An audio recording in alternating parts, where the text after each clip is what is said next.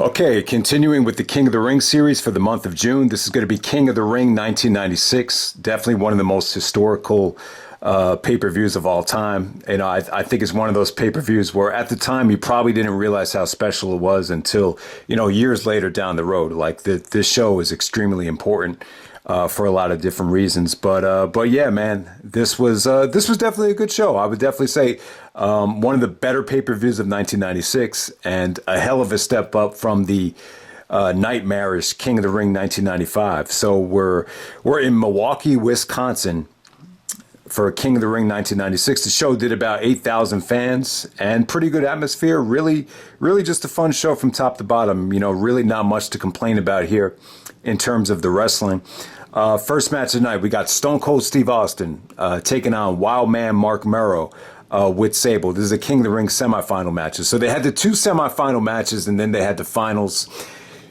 Really, the show really wasn't, the tournament didn't take up that much of the bulk of the show like it did with 93 and 94. With the first two, you had the quarterfinal matches. So you had Bret and Owen actually wrestling 3 matches in one show. For this show, Austin only wrestles 2 matches. So I actually prefer King of the Ring when, there's more tournament matches on the show for the pay-per-view. So Austin actually won his first 2 tournament matches on Raw. I think the first one was against Bob Holly, and the second one was another rematch against Savio Vega. So if anyone wants to hunt down the tournament matches with Austin on Raw, you could definitely check those out.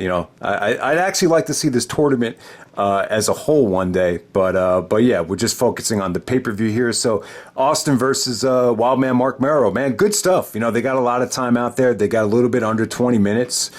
And, Mero really came into the WWE with a lot of hype. I remember him at WrestleMania 12. He debuted with, him and Triple H got into a fight backstage. And ultimately, he ended up taking Sable away from Triple H. And what people kind of forget is Sable actually debuted with Triple H. But I guess the real life storyline was that she actually came in with Marc Mero. Maybe they met at a gym in Miami or whatever. But, I think originally they were a couple, Marc Mero and Sable. But yeah, Vince was heavily distracted by Sable on commentary. I mean, you could see her cleavage. She was definitely busting out of her dress. And there was a couple times where Vince kind of broke character. He was like, oh man, the lovely Sable. That was definitely going on in the match. But yeah, just in terms of the work here, just really underrated stuff. Mero, like I was saying, Mero came in with a lot of hype. They really thought he would sell a lot of merchandise with the Wild Man gimmick, and I think he was actually making more guaranteed money than Austin and Foley at the time. And Foley has told this story a lot of different times about how Austin said, "Well, what about some Stone Cold merchandise?" And they told him, "Well, we just don't really see you as a merchandise seller. We see Marc Mero and Mark Henry as the cornerstones of selling merchandise."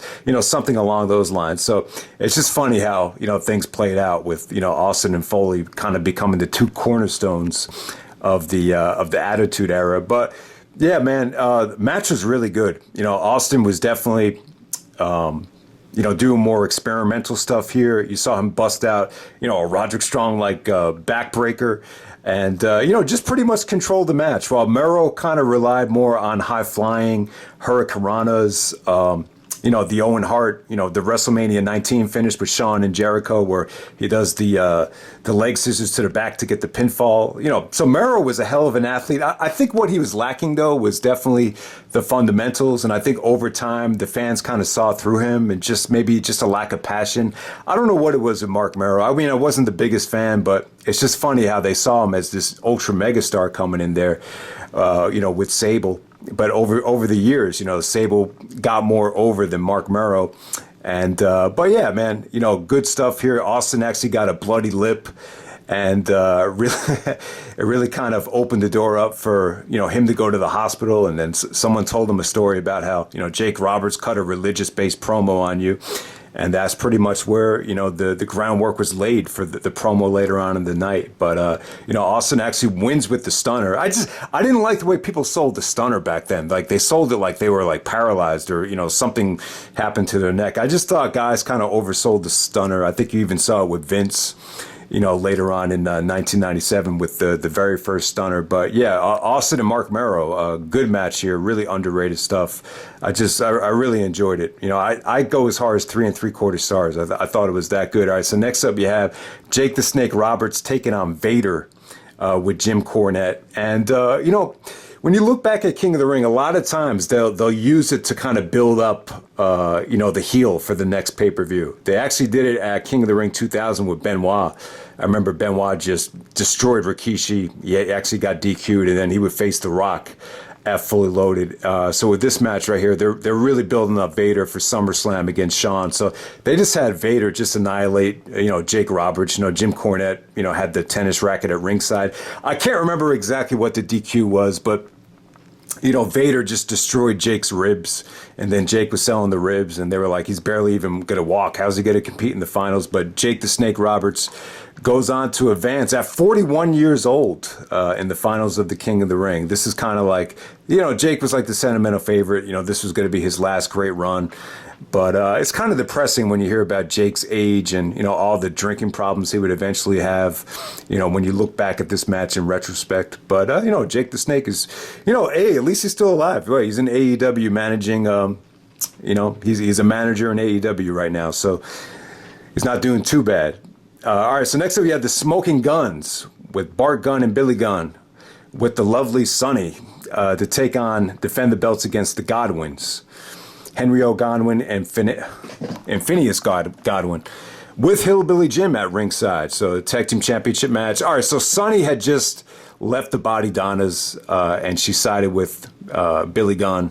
I don't know if she was sleeping with Billy Gunn at the time, but it looked like they were getting a little bit sexual in some of the video packages here. But yeah, Sonny, the fans just wanted to see Sonny here. This was definitely Sonny's heyday. I don't think the fans really cared about the match. Billy and Bart Gunn, I thought they were good heels, and I think it did make a lot of sense for Sonny to actually side with them and leave the Body Donnas. It definitely did make sense. Sonny, she actually blended in well with the Smoking Guns attire, the cowgirl look. And, this was definitely Sonny's heyday. Say what you want about Sonny and, what happened to her. But when you look back at 1996, we had the internet. It was called America Online. And, Sonny was the most, searched, talked about, requested female in America Online history. And, she had a lot of competition. People loved blondes back in 1996. And I don't want to, repeat what I said on the WWE Pay-Per-View Rewind, but, for Sonny to get to that level with all that competition. I mean, you have Pamela Anderson, Jenny McCarthy, Jenna Jameson. You had so many famous blondes, and the fact that Sonny was at the top of that list, it speaks volumes. But this was her heyday, and just the money shot with Sonny holding up both belts and bragging about both belts. The crowd went crazy for it. And even though Sonny was a heel, she still had, there was just a lot of guys that started watching wrestling because the women were that hot at the time. You had Sonny, you had Sable, and then you had Marlena, a.k.a. Terry Runnels as well. All right, so next up you have Jerry the King Lawler taking on the Ultimate Warrior, who made his triumphant return by squashing Triple H at WrestleMania 12. I think Warrior feuded with Goldust, shortly after that. And then Jerry, you guys know Jerry Lawler is actually an artist. I think him and Mick Foley did like a Christmas animation book back in the day. But he actually drew a picture of the Ultimate Warrior because, Warrior looks like a superhero. And it was a pretty cool, portrait. But I think Warrior actually took the picture and destroyed it, and then I forget what happened here, and then Jerry actually took the frame and bashed it against Warrior's head. So yeah, I mean, not a bad combination here. It is King of the Ring, so you got to have Jerry on the show. I get that. Once again, when Jerry come down to the ring, he basically does the Bubba Ray Dudley thing and just insults everyone in the audience, like really just bad insults, like stuff that you can't even repeat. I forgot about how, dirty and, ruthless Jerry Lawler was at that time. But I'll tell you what, man, when Warrior came out, I hate to say it, but he still had a lot of juice, and I still mark out to that music. That music was just like, when you forget, how amazing it was, like it just hits you. And it's just like, man, Ultimate Warrior coming down to the ring. There was really nothing like it. But Jerry kind of controlled most of the match, and then Warrior hit a couple of clotheslines. Kind of a Goldberg-like finish with Warrior going over Jerry Lawler here. But, this was the Ultimate Warrior's last pay-per-view match, believe it or not. I think he was able to wrestle maybe 4 pay-per-views since WrestleMania 12 when he made this comeback in 96. I just remember when he came back, it wasn't that bad. Like, when you watch the Self-Destruction of the Ultimate Warrior DVD, they try to act like, the fans just really didn't know who he was and they didn't care. I mean, that really wasn't the case. He was really over. And when he came out in the main event to help Shawn, the fans were chanting Warrior. So that was definitely bullshit that they said in the documentary about how, the fans didn't really know who he was or they didn't care about him. Really wasn't the case. The problem with the Warrior, to me, the problem with the Warrior was there was no sustainability. If I would use a sports analogy, and maybe some of you baseball guys can agree with me about this, I would say he's the Yoenis Cespedes of pro wrestling. Cespedes got the Mets to the World Series in 2015, that trade right at the trading deadline, and he was incredible. I mean, I just love watching him play. A-Rod said that he's the only player that he stops what he's doing just to watch the at-bat for with Cespedes. And, when Cespedes signed the contract, though, it was like all these stupid things kept happening. He fell on his ranch. He got attacked by a wild boar. And the guy barely played after he signed a 4-year, $120 million contract. And, it just reminded me of the Ultimate Warrior. It's like Warrior got you to the promised land. He beats Hulk Hogan in the main event of WrestleMania. But where's the sustainability? Where's the consistency? Where's the longevity? It's just not there. He's just a weird guy. And I know Warrior, he'll tell his side of the story about how, Vince screwed him and Titan screwed him or whatever. But I don't know, man. I just think there was just a lack of trust with the Ultimate Warrior. And I just feel like he missed out, man. If he stayed in 96, imagine Ultimate Warrior and Shawn Michaels at SummerSlam. That was definitely rumored. I don't know. I don't think they would have really went with it. It wouldn't make sense, especially how they were building up Vader. And then, Warrior versus Austin, maybe down the road, that could have been huge, man. I think he missed out on a lot of money. But let's just move on. Next up, you have Mankind taking on The Undertaker with Paul Bearer. And yeah, they got a lot of time. I didn't realize it, but they went, a little bit under 20 minutes. And good stuff. You could definitely tell Taker was getting inspired by Shawn. He basically came out of nowhere when the bell started and, did a lariat off the top turnbuckle. Just a lot of high flying stuff from both guys, even Mankind with the elbow drop on the concrete. I think their stuff from 96 is good. And, when I think of Mankind and The Undertaker, I don't really think about the Hell in a Cell. I really don't, because when I think about Taker and Mankind, I think about how, amazing the Raw after WrestleMania was. For as good as the Iron Man match was, the Raw after WrestleMania on April 1st, 96, it ends with Mankind doing the mandible claw for like 10 minutes straight on Undertaker and Taker just selling it like he was dead. So, this Taker Mankind stuff, the matches are so overshadowed by the Hell in a Cell that I can understand if some people think they're just kind of underwhelming when you watch them back. And, but good storytelling here. This was Paul Bearer finally turning on The Undertaker. It didn't happen in this match, but it was definitely a sign of things to come. Basically, Paul Bearer hits Taker with the urn by accident. Mankind does the mandible claw to get the victory. So good match right here. It wasn't one of their better matches. I think maybe even the match at Survivor Series was probably a little bit better than this, but it definitely set up the Boiler Room Brawl, very nicely. And it definitely, the Undertaker split from Paul Bearer was definitely necessary, and it definitely opened the door up for Kane to come into the picture. And I just think it was good for Undertaker's career, the longevity. I mean, ultimately, it was the thing that kind of, allowed him to become more of the American badass down the road. But that was years down the road. But yeah, good stuff between Mankind and Undertaker. Good, but not great. All right, next up we have Intercontinental Championship match. We got Goldust with Marlena taking on Ahmed Johnson. I got to give Goldust a lot of credit. When you look back at the Attitude Era, and I'm not just talking about, going back to Survivor Series 95, because you could definitely see glimpses of it, but we're talking about cutting edge things. In 96, 96 is not technically the Attitude Era, but you just had like little things here and there that just made you go like, whoa, like I can't believe they're doing this, or I can't believe they're getting away with that. And there was a segment backstage on Raw where Ahmed actually passed out and Goldust was giving him like mouth-to-mouth resuscitation. Then he started like making out with him. It just was a little bit excessive. But back at that time, it was just, you had just never seen anything like that. And really the first one that really pushed sexuality like that was Goldust. And I kind of feel bad for Goldust because I feel like he really is one of the best workers, in that era. But he just does, because the character is so over the top, I feel like he doesn't get, as much respect as he deserves. But yeah, man, Goldust and Ahmed had a great feud. I mean, there was a match on Raw where I think Ahmed actually won the IC belt. I remember it was like back in May when school was still going on. And I just remember when Ahmed won, it was like, man, I can't believe the Intercontinental Championship changed hands on Raw because, that would never happen back then. You would always see a title change only on a pay-per-view. Very rarely would it change hands at a house show unless it was like an emergency situation or anything like that. But yeah, Ahmed and Goldust, I thought they had another good match here. Goldust actually, he started doing the mouth-to-mouth stuff during the match, even kind of, got on top of Ahmed and started like teasing him with licking him and stuff like that. It doesn't really hold up today, but if you put yourself in the position for that time, it felt kind of raunchy. But yeah, just good stuff. Ahmed got the victory with the Pearl River Plunge. I thought Ahmed was a great wrestler, man. He was strong, he was athletic. I thought him and Goldust, they had a really solid match. They got a lot of time. And yeah, man, I just thought this was definitely one of the better things on the show. Good stuff there. Next up, you have the finals of the King of the Ring. We got Stone Cold Steve Austin taking on Jake the Snake Roberts in the finals.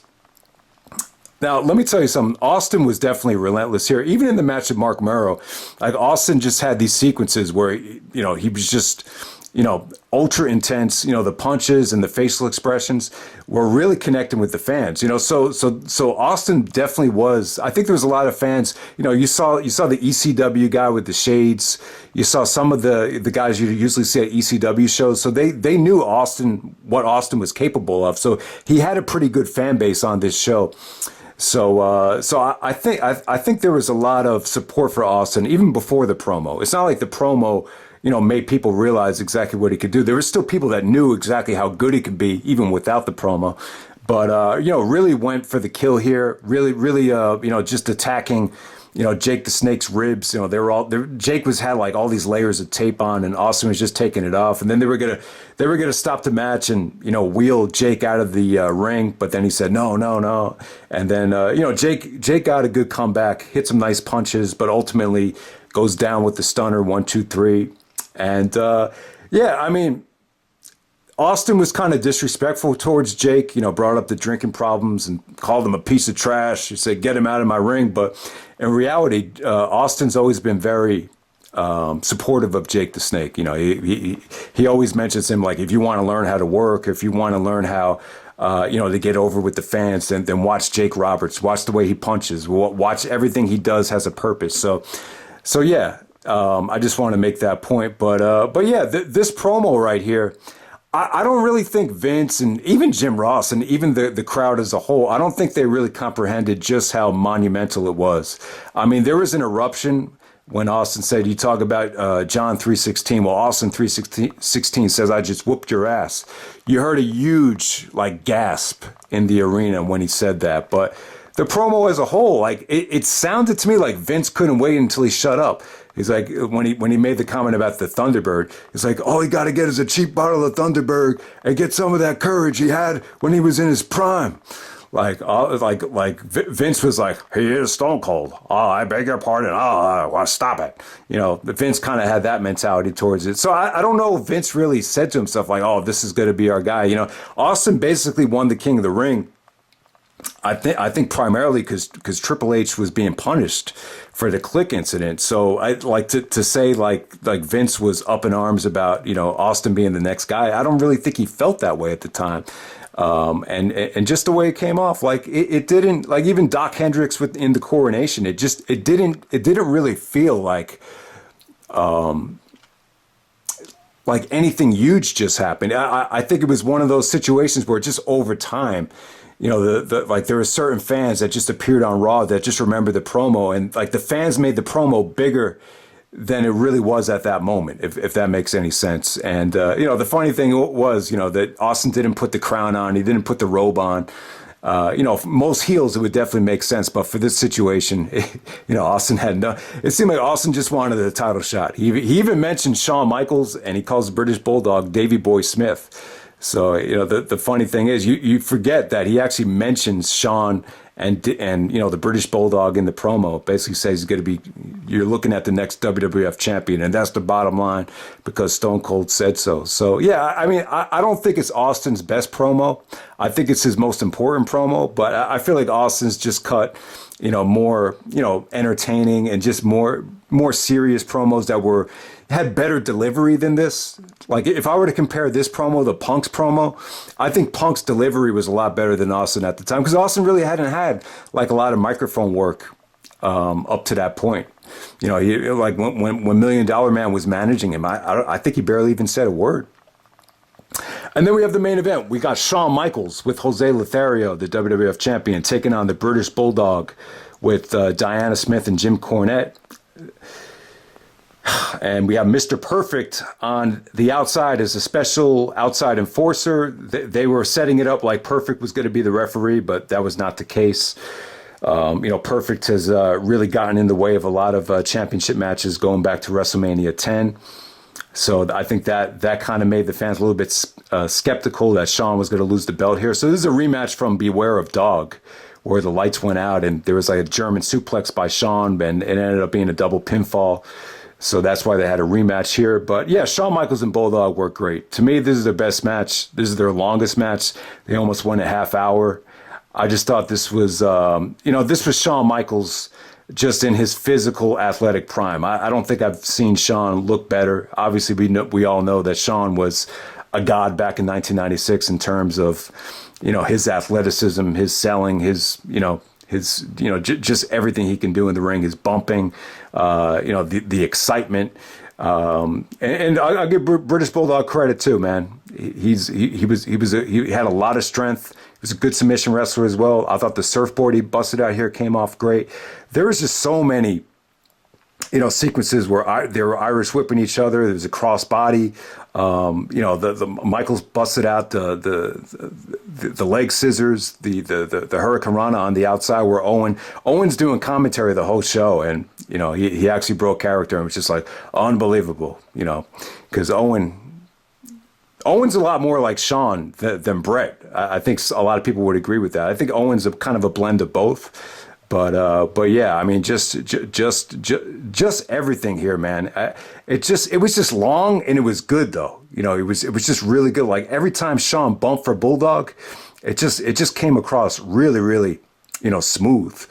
And all right. So the only thing I don't like about the match is the finish. Shawn actually does hit the British Bulldog with the super kick, and it just seemed like at that time, like Shawn just wasn't able to, get the super kick to, it just didn't seem like it had that much effect back then. Like I felt like there were other times where he just hit it more convincingly, and it just didn't feel like a finish.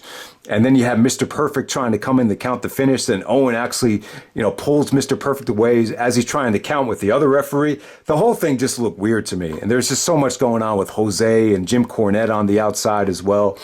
So, the finish really is the only thing I didn't like about it. But just in terms of the chemistry, the execution of a lot of Bulldog's offense, I thought really just everything came out great here. I feel like this is Shawn's most underrated match of 1996. It doesn't get the love that some of the other ones get, but it's really good stuff. And then the whole show just ends with Owen and Bulldog trying to beat up Shawn. Then Shawn actually puts Owen in a figure four, and then as he has the figure four on Owen, he puts a small package onto the British Bulldog.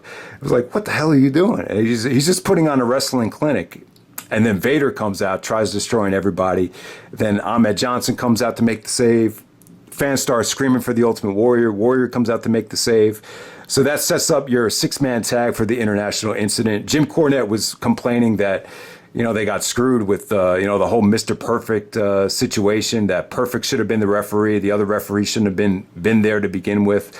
So you have that whole situation going on. There's just like a lot of outside interference. And, like I said, I just feel like that whole super kick finish, it could have came off a little bit better. But other than that, I thought this was an incredible main event. Bulldog, the problem with Bulldog to me was his mic skills. That, obviously that's why he needed Cornette, but the guy was a hell of a worker. I know he doesn't get the credit that, his partner gets, Dynamite Kid, or, even Owen Hart gets. But, Bulldog is an extremely good worker. Him and Shawn just had some great matches. This was their best, in my opinion. The Saturday night main event, short, fast paced, but, that's a little bit too short. The one night only, probably a little bit more controversial than this because of, Shawn changing the finish and throwing all that trash in the ring in England, when they started the formation of Degeneration X. But yeah, man, this is an incredible pay-per-view. I think it's really good stuff. I mean, there's really, you get a great WWF Championship match, you get an all-time historic promo,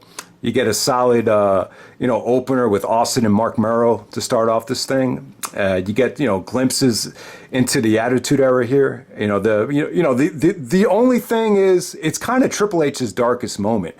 It's kind of like, Triple H was set up to win this whole thing, and, he wasn't even a part of this show. But, it speaks credit that Triple H was able to bounce back, and I'll talk about King of the Ring 1997 in the next review. But, yeah, that's pretty much it, guys. Awesome show. Hope you guys enjoyed the review, and I'm out. 1996.